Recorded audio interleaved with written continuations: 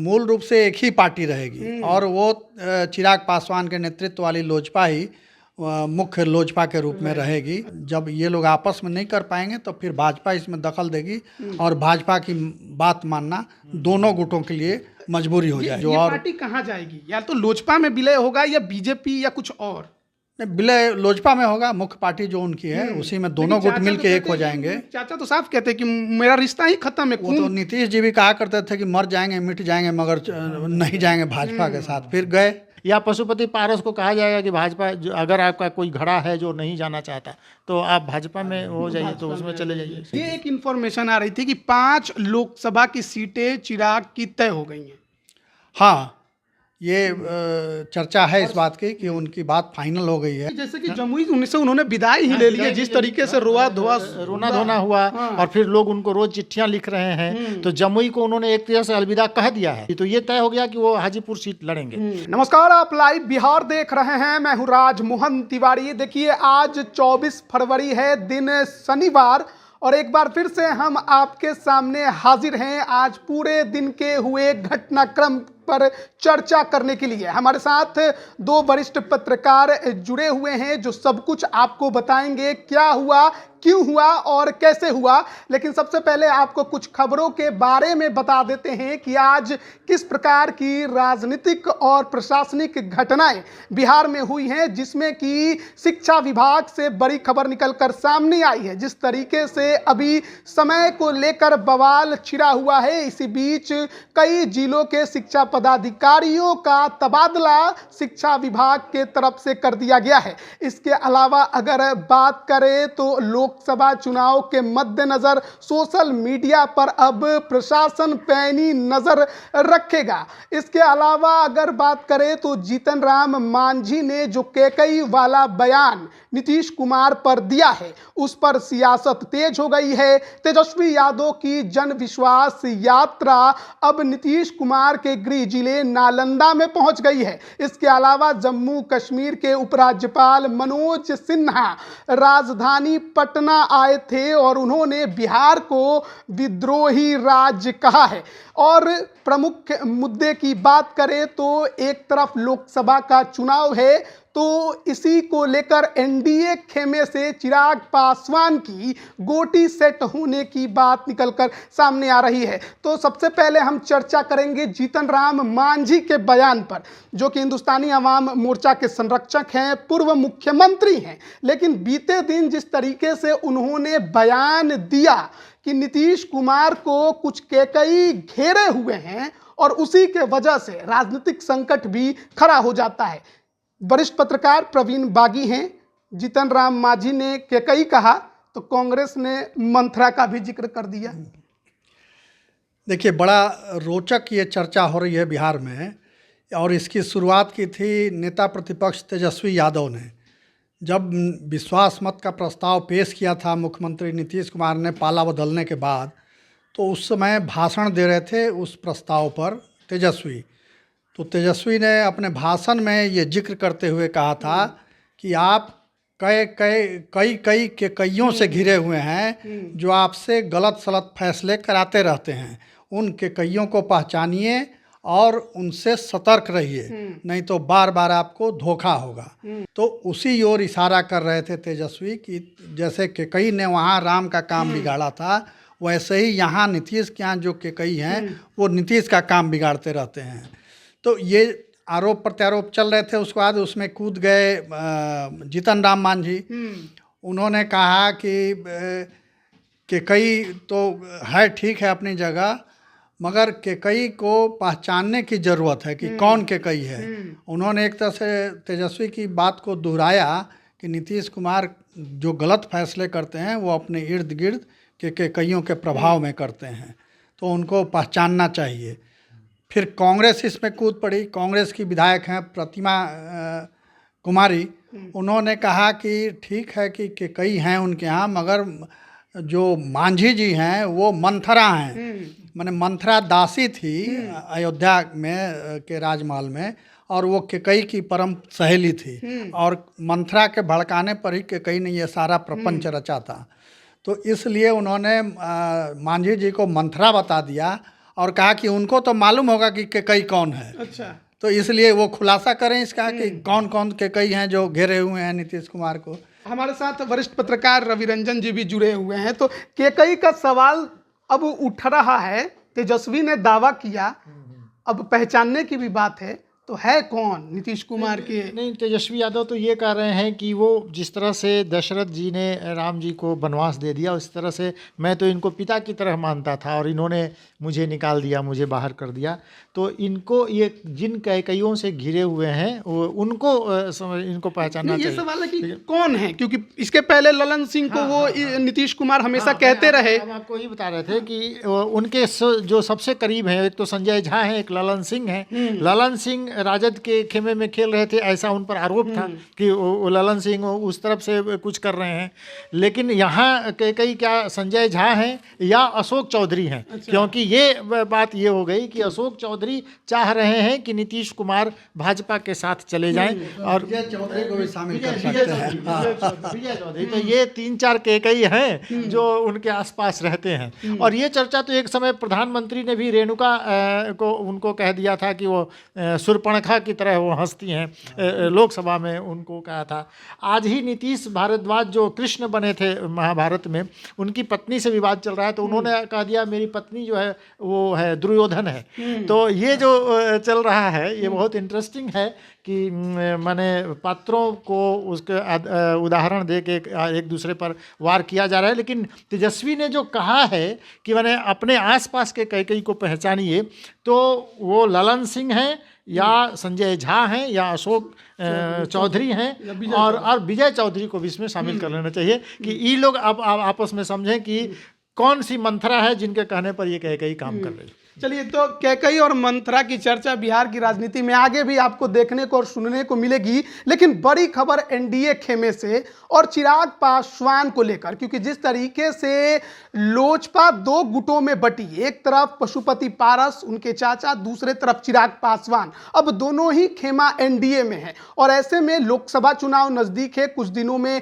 चुनाव की घोषणा हो जाएगी। तो सबकी नजरें हैं कि आखिरकार नीतीश कुमार के एनडीए में आने के बाद चिराग पासवान को कितनी सीटें मिलेंगी, कौन कौन सी सीटें मिलेंगी, और पशुपति पारस का क्या होगा, क्या उनको भी सीटें मिलेंगी, क्या मौजूदा उनकी सीट हाजीपुर बचेगी? इस पर सर कुछ बड़ी खबर आ रही थी। देखिए, चिराग पासवान राजनीति के नए स्टार हैं, उगते हुए सूरज कह सकते हैं कि वो हैं। और दूसरे और उनके चचा जी जो हैं पशुपति पारस, वो एक तरह से अस्त होते सूरज हैं। तो इसलिए हमेशा उगते हुए सूरज की प्रतिष्ठा रहती है और उसकी पूजा होती है। तो स्वाभाविक है कि वो नरेंद्र मोदी या एनडीए के साथ जाएंगे चिराग पासवान। और शुरू से वो कहते रहे कि मैं मोदी जी का हनुमान हूँ। जब वो अलग होकर के एनडीए से लड़ रहे थे तब भी वो कहते रहे कि मैं मोदी जी का हनुमान। लेकिन सर, हमारे बिहार में डूबते हुए सूरज की भी पूजा होती है तो इसीलिए मंत्री बने हुए हैं पशुपति पारस जी, और उनको फिर कहीं राज्यसभा वगैरह में सम्मानजनक स्थान दे दिया जाएगा, मिल जाएगा। और देखिए, ये मूल रूप से एक ही पार्टी रहेगी और वो चिराग पासवान के नेतृत्व वाली लोजपा ही मुख्य लोजपा के रूप में रहेगी। और इसके जो नेता हैं पशुपति पारस जी के साथ जो नेता हैं अभी सांसद हैं, वो उधर चले जाएंगे या फिर कहीं दूसरी राह अपनी ढूंढ लेंगे, मगर पार्टी एक ही रहेगी। और ये तय है। और इसमें जब ये लोग आपस में नहीं कर पाएंगे तो फिर भाजपा इसमें दखल देगी और भाजपा की बात मानना दोनों गुटों के लिए मजबूरी हो जाएगी। ये एक इन्फॉर्मेशन आ रही थी कि 5 लोकसभा की सीटें चिराग की तय हो गई हैं। हाँ, ये चर्चा है इस बात की कि उनकी बात फाइनल हो गई है। उपेंद्र कुशवाहा की भी बात लगभग फाइनल है। तो अब वो अंतिम चरण में है, मगर अभी इसमें गोपनीयता बढ़ती जा रही है, इसका खुलासा नहीं किया जा रहा है क्योंकि अभी राजनीति चुनाव में अभी थोड़ा समय है। और फिर उसके मुकाबले कौन उम्मीदवार वहाँ आ रहा है ये सब भी देखा जाएगा। अभी राजनीति में बदलाव अभी काफ़ी होगा। चिराग पासवान जो सीटें मांग रहे थे उनमें जबरदस्त तरीके से वो मांग रहे हैं कि हम चूंकि पिता का उत्तराधिकार मेरे पास है और मैं ही उनका उत्तराधिकारी हूँ, इसलिए हाजीपुर सीट हमारी है और हाजीपुर सीट चिराग को चाहिए और पशुपति पारस को बीजेपी इसके लिए मनाएगी कि वो सीट अब तो लग रहा छोड़े। है कि जैसे कि जमुई उनसे उन्होंने विदाई ही ले ली है, जिस तरीके से रोना धोना हुआ और फिर लोग उनको रोज चिट्ठियां लिख रहे हैं, तो जमुई को उन्होंने एक तरह से अलविदा कह दिया है। तो ये तय है कि वो हाजीपुर खबर ये है कि जमुई की सीट जेडीयू के खाते में जहाँ ये बहुत इंटरेस्टिंग है कि वो जमुई की सीट क्या अशोक चौधरी जो नीतीश कुमार के सबसे करीबी माने जा रहे हैं, वो सीट जमुई की सीट जो है वो अशोक चौधरी को देना चाहेंगे, देने की तैयारी में है। जिस तरह से उन्होंने पहले ही घोषणा कर दी है कि देवेश चंद्र ठाकुर को सीतामढ़ी देंगे। हालांकि सीतामढ़ी सीट पर भी चिराग पासवान का दावा था और उपेंद्र कुशवाहा का भी दावा है। तो ये जो सीटें हैं, अब जमुई की सीट तो चिराग पासवान ने छोड़ दी, तो ये तय हो गया कि वो हाजीपुर सीट लड़ेंगे। उसके अलावा वैशाली की सीट जो है वीणा जी हैं, तो वैशाली की सीट भी जैसे वीणा देवी मौजूदा सांसद हैं, पहले तो पारस जी के साथ थी, लौट आई हैं चिराग जी के पास, दावा भी कर रही हैं कि चुनाव लड़ेंगे। लेकिन खबर है कि बीजेपी ने वैशाली की सीट लोजपा को दी, इसी शर्त पर है कि विनीता विजय को लड़ाना होगा। अच्छा, हाँ, तो ये हो सकता है, राजनीति में कुछ भी संभव है। तो ये तय हुआ होगा, अंदर खाने बातचीत हुई होगी, इसी आधार पर ये चर्चा हो रही है। तो एक सुपौल की सीट भी है, शायद वहाँ भी बीजेपी अपना कैंडिडेट देगी और वो लोजपा के सिंबल पर, यानी ये जो है नहीं कामेश्वर जी नहीं, ये इनके पुत्र जो हैं रामविलास जी के, चिराग के सिंबल पे, लोजपा के सिंबल पे वो लड़ेंगे वहाँ से। तो क्या कामेश्वर चौपाल हो सकते हैं? पहले भी लड़ चुके हैं 2014 में। कामेश्वर चौपाल तो अभी मंदिर के काम में लगे हुए हैं, ट्रस्ट में वो हैं, मेंबर हैं, तो इसलिए हमको नहीं लगता है कि, हालांकि कोशिश वो करेंगे कि राजनीति की मुख्य धारा में आ जाएं, मगर हमको नहीं लगता है कि उनको ये मौका मिलेगा। देखिए, एक और है राष्ट्रीय उपाध्यक्ष चिराग पासवान की पार्टी में, अरुण सिंह। हाँ, उनका क्या होगा? उनके बारे में कुछ? ये तो जहानाबाद की सीट पर भी जिन 11 सीटों पर चिराग पासवान ने पहले ही कह दिया कि हमारे चुनाव प्रभारी वहाँ पर नियुक्त हो गए और हम वहाँ पर तैयारी कर दिए, तो वो तो अरुण बाबू ये मान के चल रहे थे कि जहानाबाद सीट से उनको चुनाव लड़ना है। लेकिन अब जदयू जो आ गई इसमें एनडीए में, तो एनडीए में आने से, चूंकि चंद्रवंशी वहाँ से सांसद रहे हैं जदयू के, तो जहानाबाद की सीट अरुण जी के हाथ से निकल जाएगी ऐसा लग रहा है, या अरुण कुमार को, चिराग पासवान का प्रभाव होगा तो अरुण कुमार को वहाँ से टिकट मिल जाए, वो चुनाव एक खबर है कि किंग महेंद्र के भाई भोला सिंह की भी चर्चा जेडीयू सिंबल पे वहाँ पर ज़्यादा है। बिल्कुल, ये किंग महेंद्र के बड़े भाई भोला सिंह की बात वहाँ से चल रही थी और उन्होंने एक तरह से तैयारी शुरू कर दी, कई कार्यक्रम वहाँ पर उन्होंने किए हैं। तो ये जहानाबाद की सीट माने एक हॉट सीट बन गई है। ये अरुण बाबू हैं, चंद्रवंशी जो उनके सीटिंग है जदयू के, और अब ये भोला बाबू, ये तीन जो नाम हैं, तो चुनाव में ये बहुत इंटरेस्टिंग है। लेकिन चिराग पासवान को भाजपा ये मान के चल रही है कि कुशवाहा, ये क्षमा करें, पासवान का वोट जो है 6% वोट जो है चिराग पासवान में वो है कि वो इस वोट को एक मुश्त बीजेपी को दिला सकते हैं। तो चिराग पासवान अपने शर्तों पर ये सब कर लेंगे। ऐसा जैसा आप कह रहे हैं कि 5 सीट तो उनको मिल गई है, हम लोग तो उम्मीद करते हैं कि वो उनको 6 या 7 पर उनकी बातचीत होगी। अगर पशुपति पारस को किनारे किया गया तो चिराग पासवान अपनी शर्तों पर इस बार एनडीए में रहे। एक आखिरी सवाल चिराग पासवान से जुड़ा हुआ रहेगा। पारस जी ने गुट तो बना लिया है, सांसद भी कुछ हैं उनके साथ में और एक तो विधान पार्षद भी हैं उनके पास, लेकिन ये पार्टी बचेगी जब आप एक गुट की चर्चा कर रहे हैं? ये पार्टी नहीं बचेगी क्योंकि उनको मना लिया जाएगा, ये मुझे पूरा विश्वास है कि लोकसभा से पहले चुनाव के पहले ये जो विवाद है, ये विवाद समाप्त हो जाएगा और एक ही पार्टी रहेगी। उसमें पशुपति पारस जी को कोई सम्मानजनक जगह दे दी जाएगी। मतलब उनके जो ये और पार्टी कहाँ जाएगी? या तो लोजपा में विलय होगा या बीजेपी या कुछ और? विलय लोजपा में होगा, मुख्य पार्टी जो उनकी है उसी में दोनों गुट मिल के एक हो जाएंगे। चाचा तो साफ कहते हैं कि मेरा रिश्ता ही खत्म है। वो तो नीतीश जी भी कहा करते थे कि मर जाएंगे मिट जाएंगे मगर नहीं जाएंगे भाजपा के साथ, फिर गए। तो वैसे राजनीति में ऐसे बयानों का कोई मतलब नहीं होता है। नहीं ना, सूरज भान सिंह की ये बात कह चुके हैं कि चाचा भतीजों की ये लड़ाई जो है बहुत जल्दी खत्म हो जाएगी। और अभी जो उनकी राष्ट्रीय कार्यकारिणी की बैठक थी उस समय भी सूरज भान सिंह ने कहा कि ये चाचा भतीजे की लड़ाई है और ये जल्द खत्म हो जाएगी। तो पार्टी के भीतर भी कुछ चल रहा है, क्योंकि आप महबूब अली कैसर को लें, वो भी चिराग पासवान से मुलाकात करते हैं। वीणा जी तो उनके कार्यक्रम में ही आ गई, और अनेक नेता ये हैं कि वो चिराग पासवान के संपर्क में हैं और वो चाहते हैं कि चिराग पासवान, क्योंकि चिराग पासवान की सभाओं में जिस तरह से भीड़ जुट रही है और जिस तरह से भाजपा उनको तरजीह दे रही है, इससे लगता है कि पशुपति पारस भी अब हार मान जाएंगे और उनको आखिरकार फिर चाचा भतीजा दोनों एक हो जाएंगे। या पशुपति पारस को कहा जाएगा कि भाजपा, अगर आपका कोई घड़ा है जो नहीं जाना चाहता तो आप भाजपा में हो जाइए, तो उसमें चले जाइए। तो ये तो चिराग पासवान की बात हो गई। एनडीए में लगभग उनकी गोटी सेट दिखाई दे रही है और लगातार वो भी इसका दावा करते रहे हैं। और आखिरी एक सवाल दोनों ही वरिष्ठ पत्रकारों के सामने रखेंगे, इस पर उनकी राय लेंगे, क्योंकि पटना नगर निगम की बैठक हुई और उसमें एक बड़ा ही रोचक प्रस्ताव पास हुआ है, जिसमें नगर पार्षदों को हर साल 2 करोड़ रुपए देने की बात कही गई है। ये पूरी खबर क्या है?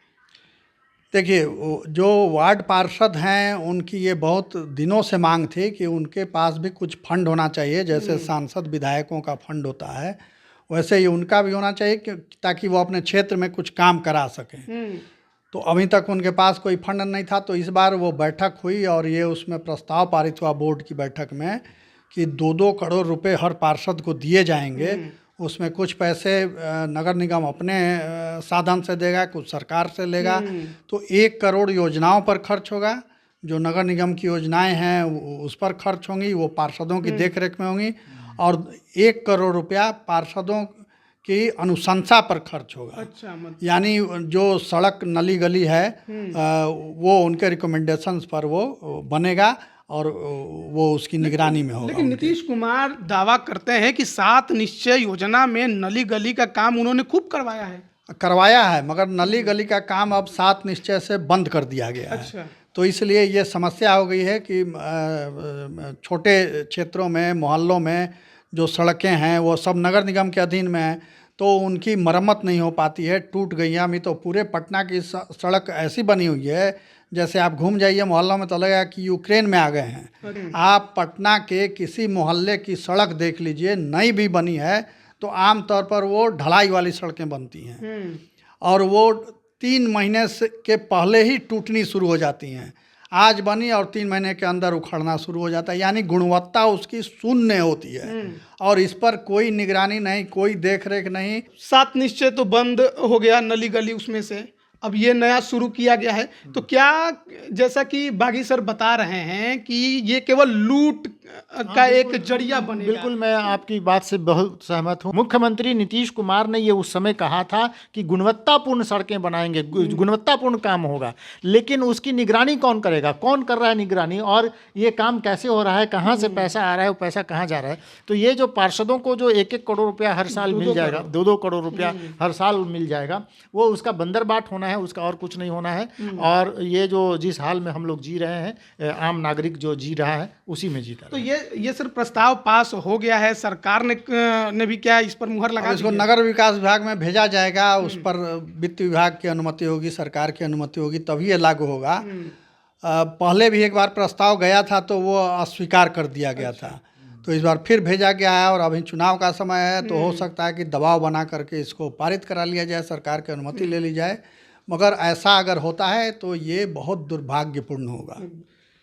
तो आज दिन भर की खबरों को लेकर चर्चा कर रहे थे हम, कई राजनीतिक मुद्दों पर भी बात हुई, लेकिन अगर लोकसभा चुनाव के मद्देनज़र बात करें तो जिस तरीके से चुनाव नज़दीक आ रहे हैं और एनडीए खेमे में सीट बंटवारे को लेकर काफ़ी ज़्यादा उहापोह की स्थिति बनी हुई है नीतीश कुमार की वापसी के बाद, ऐसे में चिराग गुट को लेकर ये बड़ी खबर है कि 5 लोकसभा की सीटें उनकी लगभग तय कर दी गई हैं, जिसमें से कई सीटों पर कैंडिडेट भी लगभग फाइनल हो गए हैं। चिराग पासवान हाजीपुर लड़ेंगे, अब लग रहा है कि ये भी फाइनल हो चुका है। जमुई लगभग छोड़ने का उन्होंने इशारा कर दिया है। अशोक चौधरी की अलग तैयारी वहां पर देखने को मिल रही है, और भी कई हैं नेता जिनकी तैयारी वहां पर एनडीए खेमे से है। लेकिन इसी के साथ पटना नगर निगम के तरफ से जो प्रस्ताव पेश किया गया उसको आप कैसे देखते हैं? भ्रष्टाचार को लेकर बिहार की राजनीति और बिहार के प्रशासन में हर बार उबाल रहता है, तो क्या सचमुच एक और भ्रष्टाचार का नया रास्ता खोलने की तैयारी की जा रही है? आप अपना राय कमेंट बॉक्स में जरूर दें। आप सभी का बहुत बहुत धन्यवाद। लाइव बिहार यूट्यूब पर सब्सक्राइब और फेसबुक पर लाइक जरूर करें।